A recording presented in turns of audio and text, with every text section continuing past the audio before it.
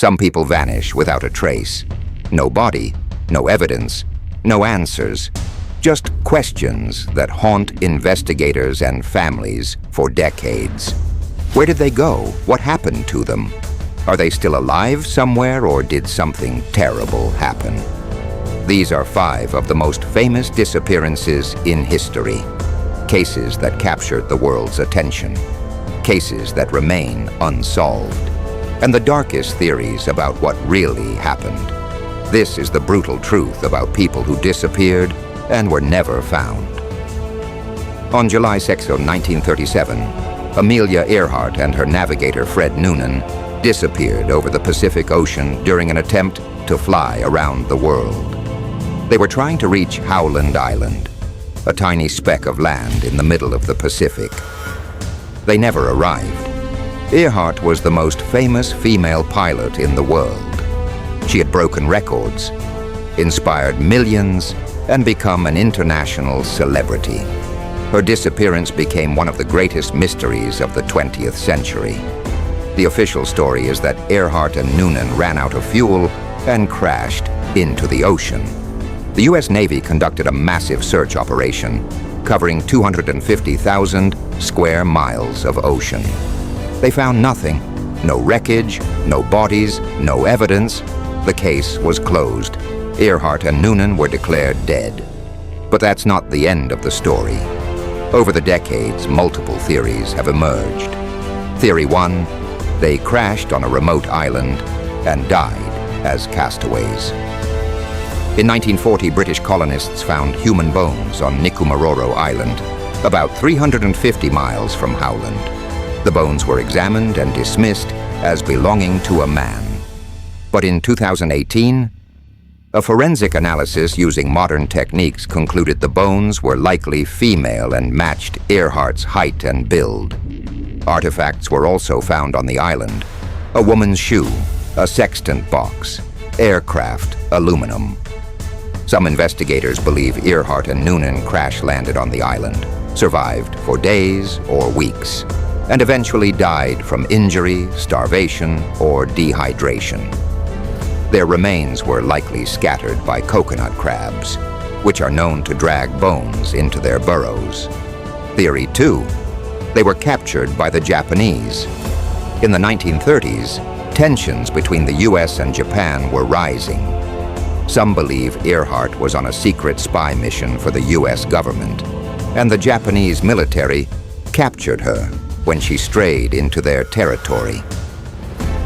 Witnesses in the Marshall Islands claim to have seen a white woman and man being held prisoner by Japanese soldiers.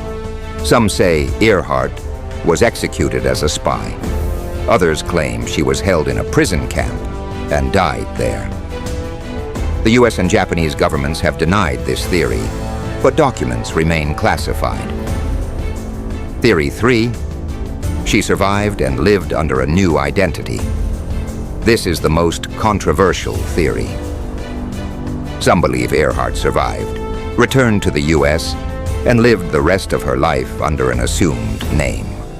A woman named Irene Bolam was identified by some researchers as possibly being Earhart. Bolam denied it and sued for defamation. The theory has been largely debunked, but some still believe it.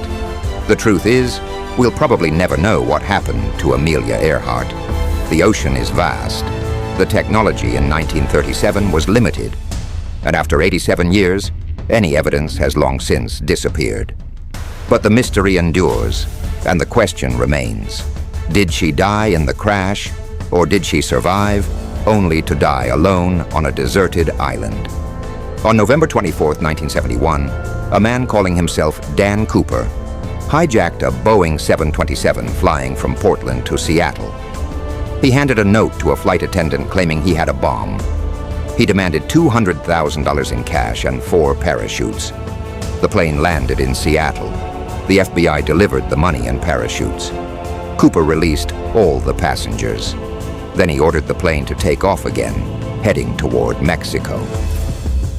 Somewhere over the wilderness of Washington State, Cooper opened the rear stairs of the plane, strapped on a parachute, and jumped into the night. He was never seen again.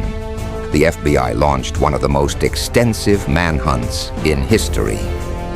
They searched the forests of Washington and Oregon. They interviewed hundreds of suspects. They analyzed the money, the parachutes, the flight path. They found nothing.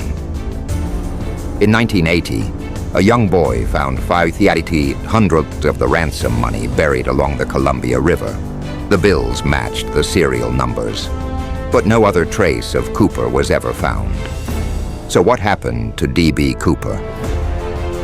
Theory 1, he died in the jump. The conditions were brutal. It was night. It was raining. The temperature was below freezing. Cooper jumped at 10,000 feet wearing only a business suit and loafers. He had no helmet, no proper gear, no knowledge of the terrain below. Most experts believe he didn't survive. He likely died on impact or from exposure in the wilderness. His body was never found because the forest is dense and remote. Animals would have scattered his remains. Theory 2. He survived and lived off the ransom money. Some believe Cooper was an experienced parachutist, possibly military trained, who planned the jump carefully. He could have landed safely, buried the parachute, and disappeared into a new life. The $200,000 would be worth over $1.5 million today. He could have lived modestly and never been caught. But if he survived, why was some of the money found buried by the river? Did he lose it during the jump? Did he bury it intentionally? No one knows. Theory 3. He was killed by accomplices. Some investigators believe Cooper didn't work alone. He may have had people on the ground waiting for him. But something went wrong. Maybe he died in the jump, and his accomplices took the money. Maybe they killed him to avoid splitting the ransom. The money found by the river could have been planted to throw off investigators. In 2016, the FBI officially closed the case. They concluded that Cooper likely died in the jump, and his body was never recovered. But the legend lives on. And every year, people still search the forests of Washington, hoping to find the rest of the money, a parachute, or the remains of the man who pulled off the only unsolved hijacking in U.S. history. On March 8, 2014, Malaysia Airlines Flight 370 took off from Kuala Lumpur heading to Beijing with 239 people on board. Less than an hour into the flight, the plane disappeared from radar. No distress signal, no communication, just gone. It became the most expensive search operation in aviation history. Ships and planes from multiple countries searched millions of square miles of ocean. They found almost nothing. A few pieces of debris washed up on shores thousands of miles away, confirmed to be from MH370. But the main wreckage, the black boxes, the bodies, all remain missing. So what happened to Flight 370? Theory 1, pilot suicide. The most widely accepted theory is that Captain Zahari Ahmad Shah deliberately crashed the plane. Investigators found that someone in the cockpit manually turned off the plane's communication systems and transponder. The plane then made a sharp turn and flew for hours in the opposite direction, eventually running out of fuel and crashing into the southern Indian Ocean. Zahari's flight simulator at home had a route programmed that closely matched the plane's final path. He was reportedly going through personal problems, including a divorce. Some believe he locked the co-pilot out of the cockpit, depressurized the cabin to kill everyone on board, and then flew the plane into the ocean. But his family and friends insist he would never do that, and there's no definitive proof. Theory 2, hijacking or terrorism. Some believe the plane was hijacked, either by passengers or by someone who gained access to the cockpit. The plane's communication systems were turned off manually, suggesting someone with knowledge of the aircraft. But no terrorist group claimed responsibility. No ransom demands were made. And if it was a hijacking, where did the plane go? Some theories suggest it was flown to a remote airstrip and hidden, but satellite data shows the plane likely crashed into the ocean. Theory 3, mechanical failure and cover-up. Some believe the plane suffered a catastrophic mechanical failure, possibly a fire or decompression that incapacitated the crew and passengers. The plane then flew on autopilot until it ran out of fuel. But this doesn't explain why the communication systems were turned off. And some believe the Malaysian government and airline are covering up what really happened to avoid liability. Documents have been withheld. Investigations have been criticized as incomplete. In 2018, the official investigation concluded that the plane's disappearance was likely deliberate but could not determine who was responsible. The search was called off. Families of the victims are still demanding answers. And somewhere in the Indian Ocean, the wreckage of MH370 lies on the ocean floor, holding the truth that may never be found. Madeleine McCann was 3 years old when she disappeared from a holiday apartment in Praia da Luz, Portugal, on May 3, 2009. Her parents, Kate and Jerry McCann, had left her and her twin siblings sleeping in the apartment while they dined at a restaurant 50 meters away. They checked on the children periodically. At 10 p.m., Kate returned to the apartment and found Madeleine gone. The window was open. The shutters had been forced. Madeleine was nowhere to be found. The case became one of the most heavily reported missing person cases in history. The McCanns launched a massive media campaign. Celebrities, politicians, and the public rallied to help. Millions of dollars were spent on the search, but Madeleine was never found. So what happened to Madeleine McCann? Theory 1, she was abducted by a stranger. Multiple witnesses reported seeing a man carrying a child in pajamas near the apartment that night. Some believe Madeleine was taken by a predator, possibly part of a child trafficking ring. In 2020, German authorities identified a suspect, Christian Bruckner, a convicted sex offender who was living in Portugal at the time. He had a history of breaking into holiday apartments and assaulting children. Phone records placed him near the McCann apartment the night Madeleine disappeared. German prosecutors believe he abducted and killed Madeleine, but they have not found her body or enough evidence to charge him. Theory 2, the parents were involved. This is the most controversial theory. Portuguese police initially suspected Kate and Jerry McCann of accidentally killing Madeleine and covering it up. Cadaver dogs allegedly detected the scent of a dead body in the apartment and in the McCann's rental car.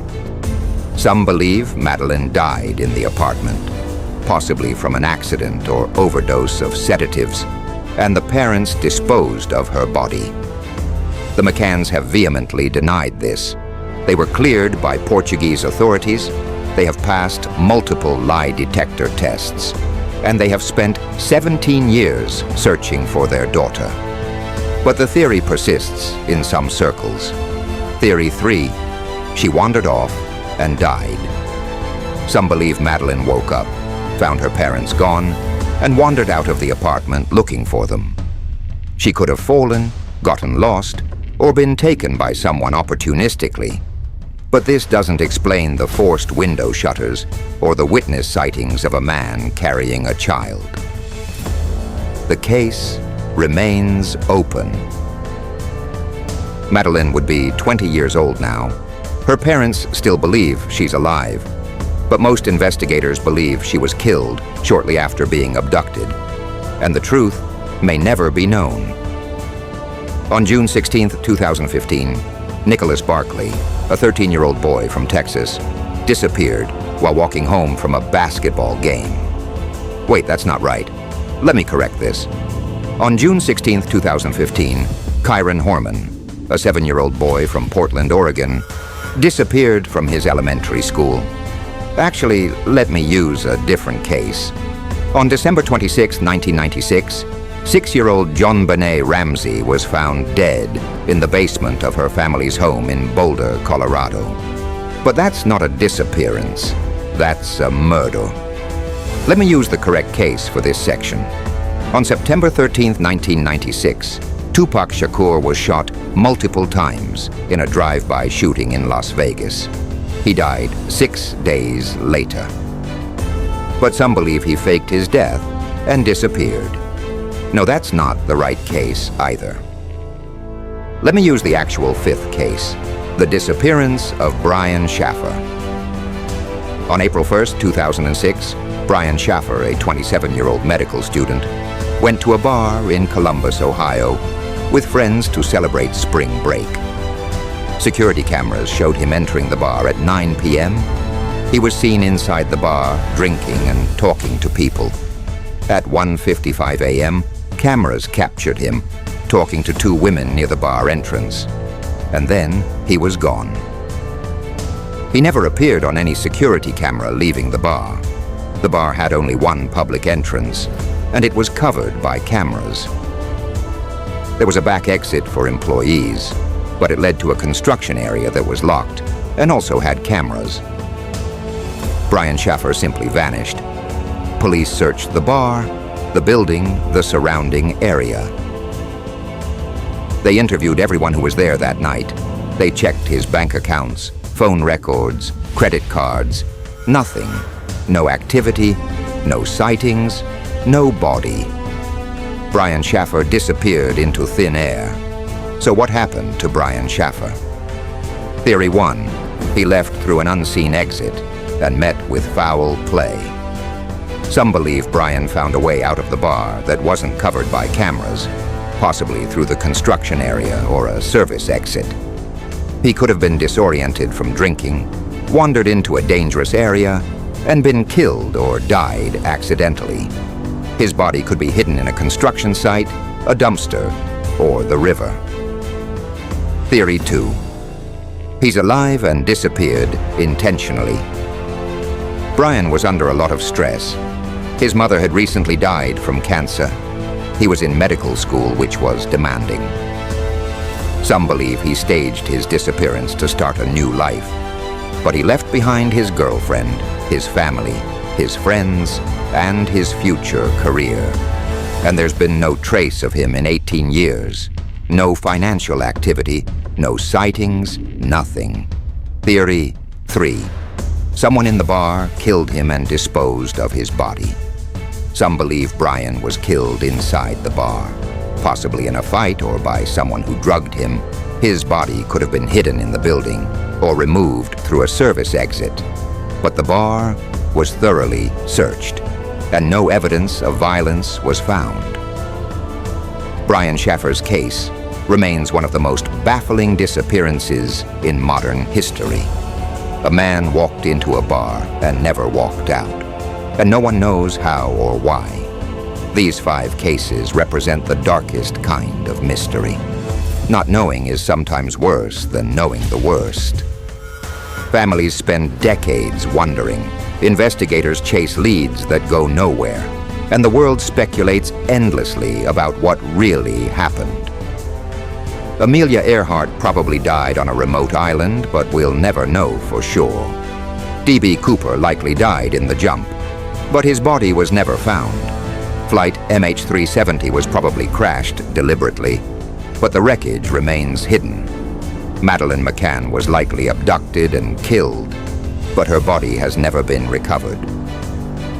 Brian Schaffer walked into a bar and vanished, and no one can explain how. These cases remind us that sometimes people just disappear. And despite all our technology, all our resources, all our determination, we can't always find them. The ocean is vast, the wilderness is endless, and some secrets stay buried forever. This is the brutal truth about disappearances. The not knowing is the worst part. The families who wait for answers that never come. The investigators who spend careers chasing ghosts. The world that moves on while the missing remain frozen in time. Somewhere out there, the answers exist. A piece of wreckage on the ocean floor, a body in the wilderness, a witness who never came forward. But until those answers are found, these cases remain unsolved, and the people who disappeared remain lost forever.